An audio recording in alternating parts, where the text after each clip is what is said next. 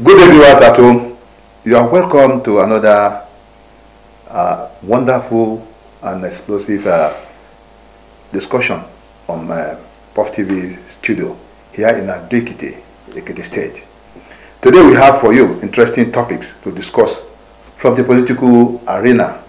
And of course, joining me in the studio to look at some of these issues is the chairman of the Social Democratic Party, SDP in Ekiti State, Honorable Dele Ekmola. Thank you for joining me, Honorable. You're welcome. Honorable, let's now look at some issues, that are coming up in the, in the political arena in the state and of course in Nigeria at large. Let me ask you this: what is the current situation of SDP in the Ekiti State? Thank you, viewers. The current situation of Ekiti State is that the SDP in the state today, we are a stable political party.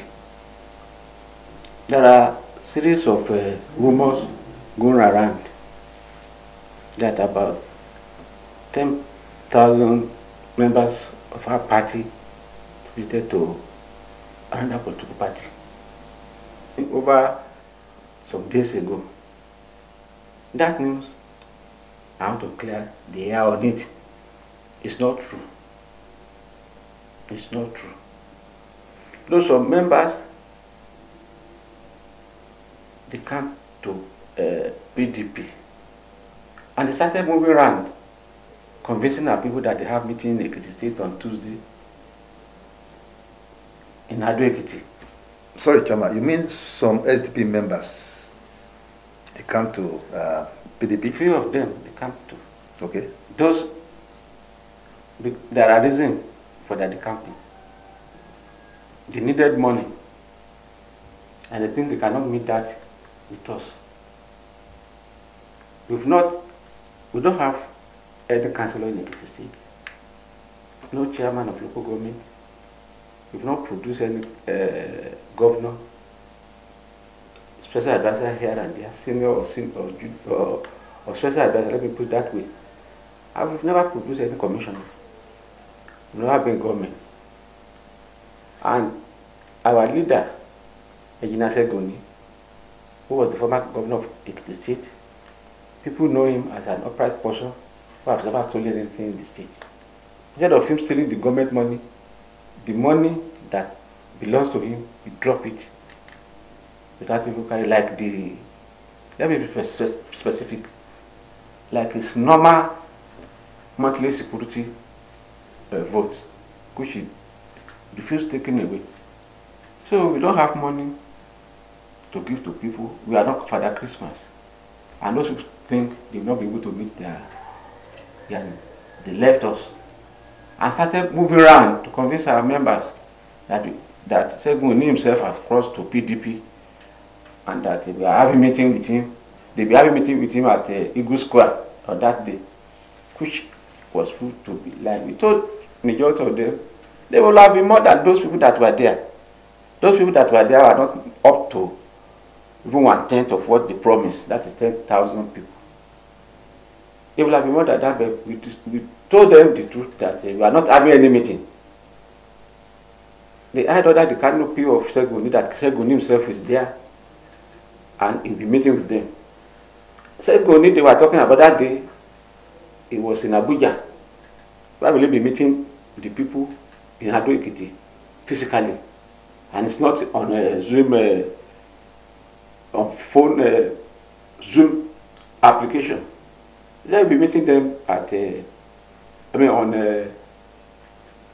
physically with some other PDP people, big wigs in Nigeria. And the man is up to now, as I'm even talking, still Abuja. Why will he be meeting in Abuja and be meeting in Ado-Ekiti? So they are a group of liars.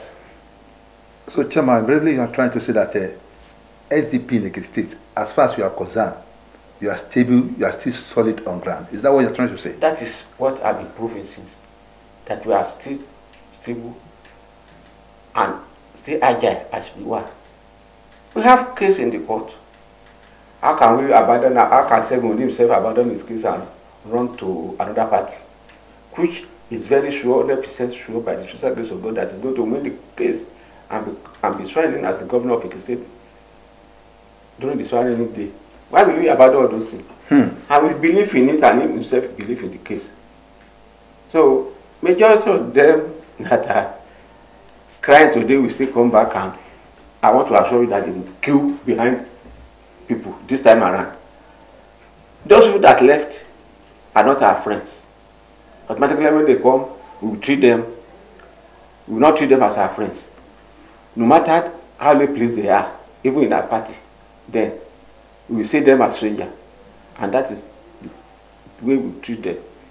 In clear terms, I'm saying that there's no earth of truth in the fact that, to that rumor making the rounds in the social media, and of course, that Chief Segun, your candidate, is already romancing PDP.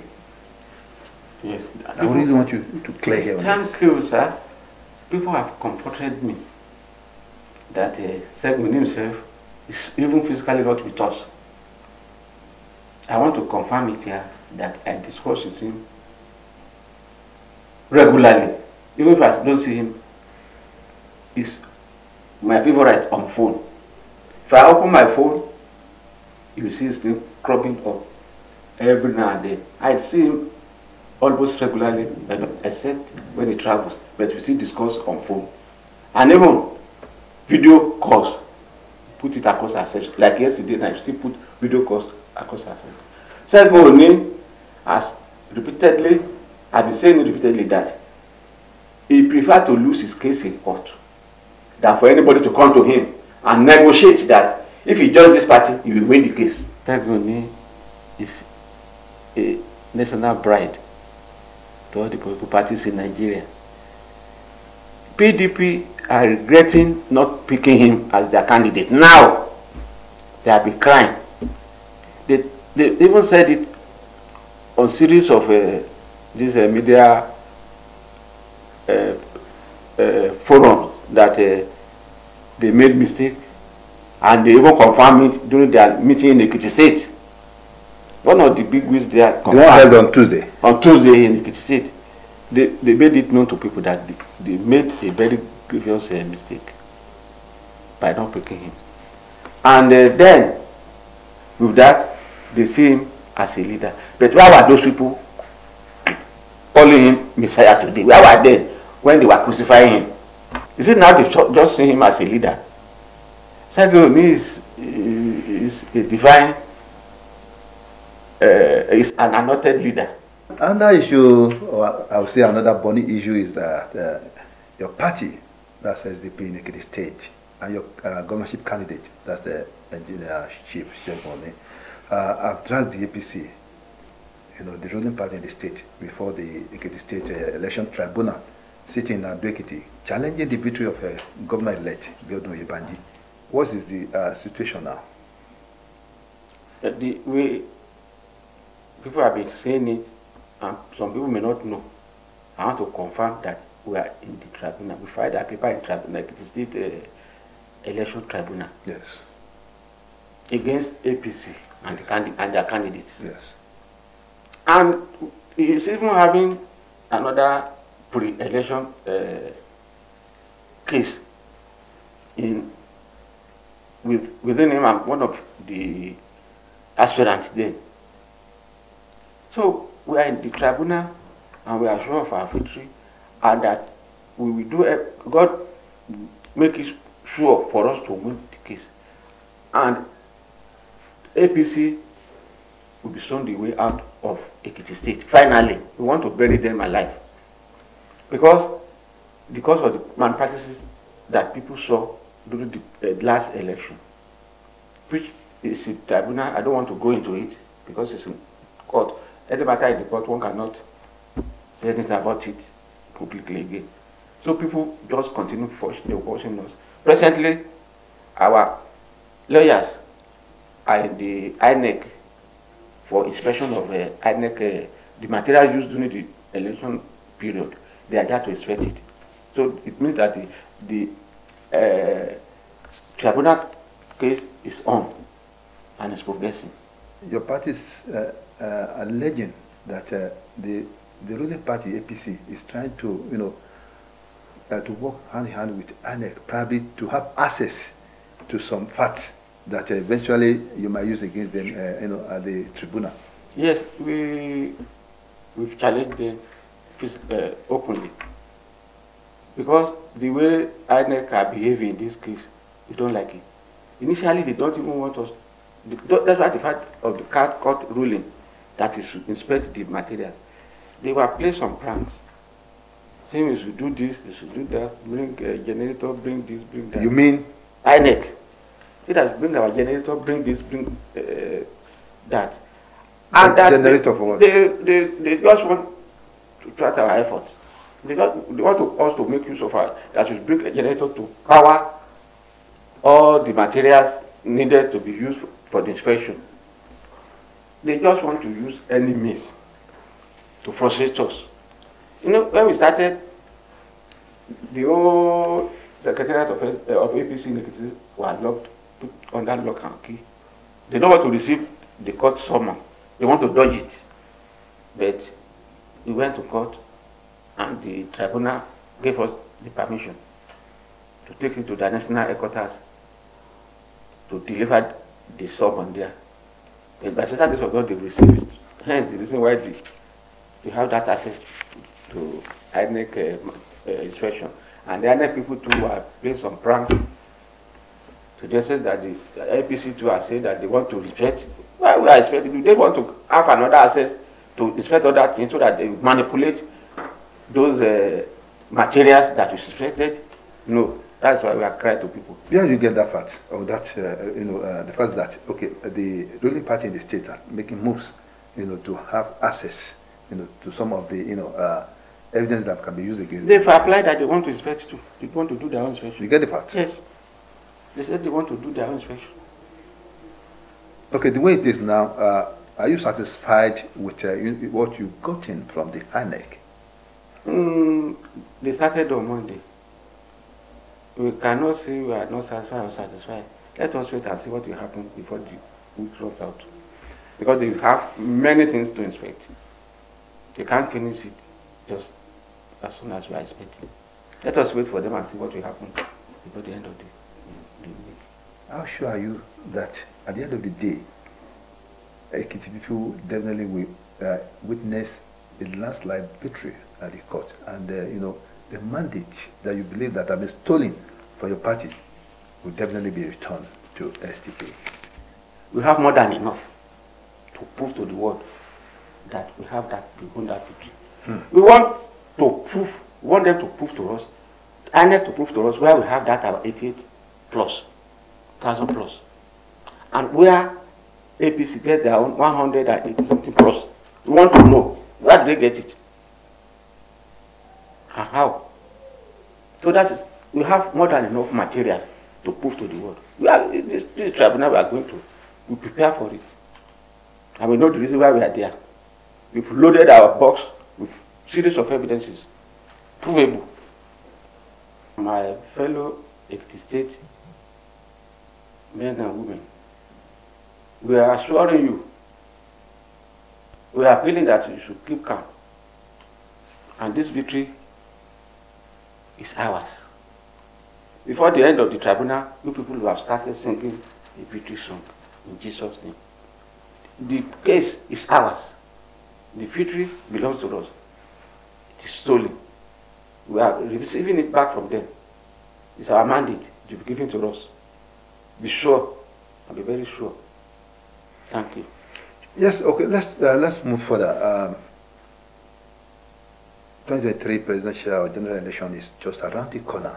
When you have the likes of Ashwaju Bola Tinubu of the APC and the former vice president of this country, that's Abubakar Atiku, Peter Obi of Labour, and your candidate, Adewale. Let's look at the pedigree of this. Do you think that it can match them, and of course turn the table against them come 2023 presidential election? God is with him. He's knowledgeable. is when he gets to any place, he will turn the people against them. And he has started doing it in almost all the states that he has been. People forget about other candidates. This is a man that has never worked under government. This is a man that said never dip his hand on oil and is wearing white garment. This is a man that his name has not been stained. This is a man that no court has ever tried for anything. And nobody has even made any speech against him. He's a saint and a virgin on that land. ASUU is on strike. And the several meetings have been made between the federal government and the ASUU representatives, but no way forward. And when you have this kind of experience, who suffers it most? This case of ASUU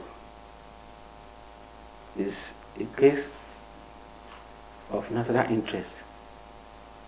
Nigeria don't have money to pay them, yet they have money to buy jeep to supply their people in Nigeria Republic.